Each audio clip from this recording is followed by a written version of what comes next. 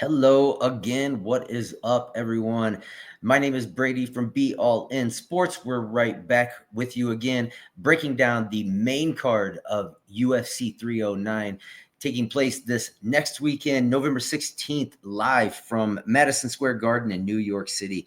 This is going to be a banger. If you guys already saw, I've just posted the preliminary card picks that I just put out. I've been able to go through and do my tape study a little bit early for this one. So kind of look things over and have some early picks. Now, I always try and put these out early, and usually things do not change, but we always have to consider that we do have those weigh-ins coming up at the end of the week. I always stay on top of the information as the week rolls around. If there's anything that I need to update and change possibly as far as picks go, that may be happening. But as of right now, I feel pretty confident in a lot of these picks that I'm making, that we've actually put forth quite a few underdogs on the preliminary card. So pretty excited to see how these picks pan out, and hopefully we all make some money and have some killer picks coming out. But I'm going to jump right into this main card. As I said again, we did break down the preliminary card on a previous video, and that is up right now. So if you want to pop on over there, let me know what you think. Hit the like and subscribe. Give me some comments, people. I need to know what you're feeling on these fights. I'm going to start off this main card opener. It's going to be Mauricio Rufy taking on James Lontop. Mauricio Rufy is 10-1. He's all fighting out of that Fighting Nerds camp over there with Kyle Barajo and his mates. And, he's taking on James Lontop, who's 14-4. He is going to be coming in on a little bit of short notice. Lontop is coming off 2 straight losses that he just endured. The last one was about 2 months ago, where he went to split decision with Vyacheslav Borshev. Rufy, on the other hand, is coming in on fire. The guy is knocking people out left and right, getting it done ground and pound. He's pretty impressive. His latest win came against Jamie Mullarkey, which, if you know Jamie Mullarkey, a very tough fighter. He put on a show against him. This guy has got some serious striking abilities. He is the wide favorite. So when it comes to these type of fights, I always hesitate in putting a lot on a wide favorite like this. But I got to admit, Rufy looks like the real deal in this. That he's got ground game. He's got the ability to stay on his feet, keep it standing. He uses his range very well. He's dangerous everywhere. He does have the submission threats as well. Lontop, on the other hand, coming in on short notice, you've already taken two losses in the UFC. The jury's kind of out. I don't know what necessarily advantages you're going to have besides possibly a little bit of height advantage, but I'm not even sure that that's going to be necessarily the case. I feel like Rufy is a little bit further along in his career. I feel like maybe not quite as many fights, but I just feel like he's got a little bit more of an edge in the experience realm, fighting with the people that he's been around in that camp, and that camp is dangerous. They have an extreme ground presence with their fighters, and these guys are dogs across the board. So that is going to be my pick in this one. I know it's a wide favorite, minus 750. It's very difficult to take something like that, but you might want to look at when these lines do start dropping, something along the lines of, I think Rufy is actually going to get a finish in this one. I know Lontop is a very tough fighter, and I could see it going longer, but I think eventually Rufy is going to be too much for him. I think it's going to be a later finish, possibly in that mid-second to third round on that one. But I'm going to go Rufy on this one. We'll see how that one pans out for me. We will get on to this next fight. We got my girl, Karine Silva, taking on Viviane Araujo. I am a huge fan of Karine Silva. I'm not going to lie. This isn't like a "you're beautiful" type thing, even though you're nice. This is more just your fighting style is impressive as shit. Your ground game, your striking, you seem to have the full package here, and this is a fighter that, in my eyes, I do see championship level fighting for Karine Silva. Viviane Araujo is a tough opponent. She is you can't fault her. Unfortunately, I think it's going to be another one of those things that plays in a little bit for that age difference here. Silva has not lost in the last 5 fights. She hasn't lost in the UFC yet. Araujo, on the other hand, did just lose to Natalia Silva by decision. Previously, before that, she fought Jennifer Maia and went to decision there, but she lost to Hebus and she lost to Grasso. In my eyes, I both those fighters are extremely well-rounded fighters, great fighters, but I think Karine Silva is almost along the same lines as the skill level that those fighters possess. And I think this is going to be a matchup that she is just going to be overpowered. I think Silva's going to have her beat almost everywhere this one's going to go. Silva's a finisher too. Arroyo, if it does go to decision, I think Silva's going to end up having more damage. I think she's going to, get the takedowns. And I think she's going to be a submission threat once she does get it to the ground. This is what she always does. I am a little biased in this one. I am a huge fan of Karine Silva. So obviously that is my pick. I'm not going away from it. I don't mind the odds. It's 290 minus 295, huge favorite for Silva right now. Plus 225 for Arroyo. But listen, I think Silva's got it, and I think these odds are actually going to tighten up as it goes. So I always suggest I don't jump on things right at the beginning. I like to wait and see where it's going to play out, and then if I see the line movement going opposite what I feel it should, then I might go ahead and jump while I can and grab that little bit of piece. But to be quite honest with you, I think this is going to get closer as the time gets closer to the fight, and you might get a better price on Silva if you want to take it later. But I'm definitely going to be taking her on a money line, definitely going to be putting her in probably at least one parlay that I want. But love Karine Silva, think she's going to get this done. She is my pick. On to the next one. We got the man, Bo Nickal, coming in, taking on Paul Craig.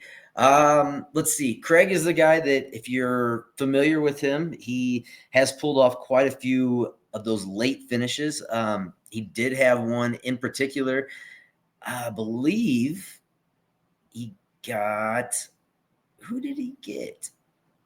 I was going to say, I thought he got Ankalaev at one point. I thought but maybe I'm mistaken. Let me see.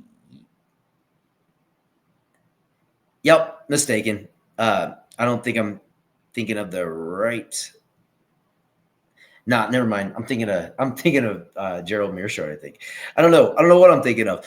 But anyway, we've seen Paul Craig pull off some submission victories. We've seen him, pull things out that probably shouldn't have pulled out.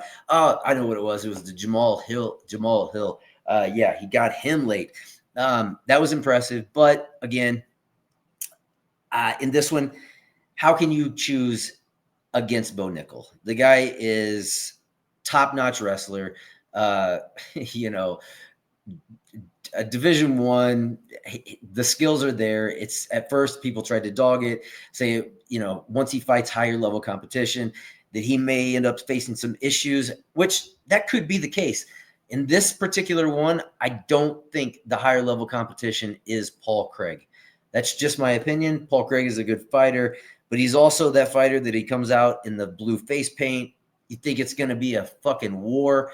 And then when he gets to the fight, it's like you want to dance around some shit. You don't look as intimidating in the fight as you do with your blue fucking face paint on in the stare downs. Let's just put it like that. So I'm not a huge fan of the Paul Craig intimidation factor, because I think it's kind of not intimidating after so many fights doing it, and then you still fight the same shitty way. So I'm just not a huge fan of Paul Craig.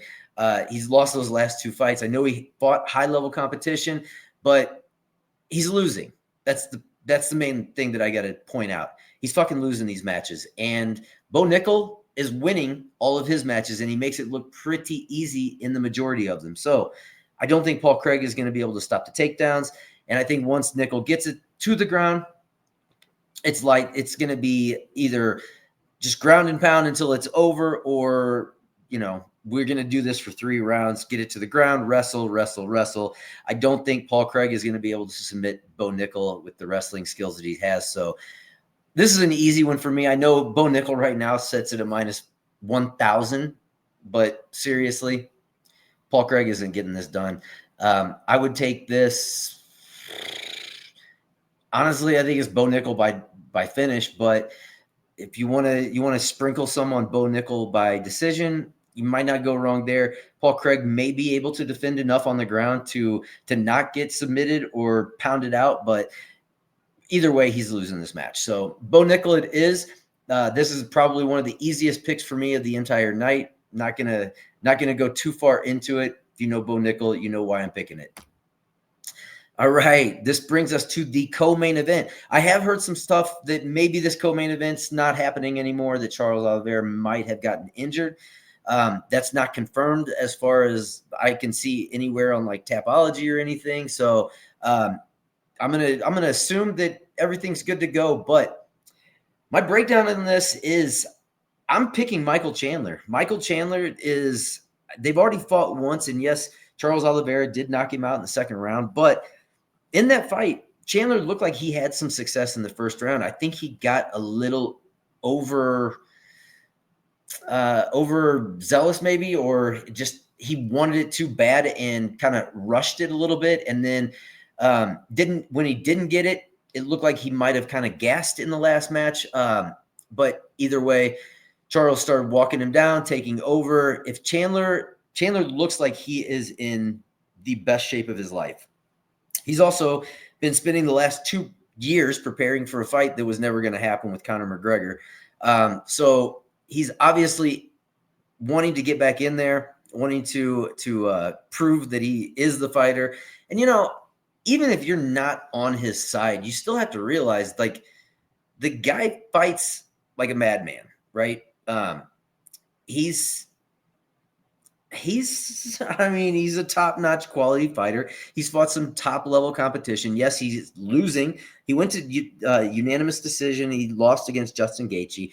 He had that head kick knockout of Tony Ferguson, even though Ferguson is on like those last legs there. And yes, he did get submitted by Dustin Poirier. But listen, Charles Oliveira does have at times a habit of kind of giving up on himself if things get too rough. And Michael Chandler is an absolute dog. So while this is a very, very difficult pick, I think Chandler is going to be a little bit more refreshed after his time off. And obviously he has been training his ass off. Charles Oliveira is obviously always training as well and extremely skilled. I would probably say that he's way more skilled than Chandler, but I don't know. I just feel like this is going to be one of those fights that it's difficult to beat that person twice. And I think Chandler is going to figure out a way to pull this one off. So that is going to be another underdog pick. I am taking Michael Chandler to avenge a loss over Charles Oliveira in this matchup.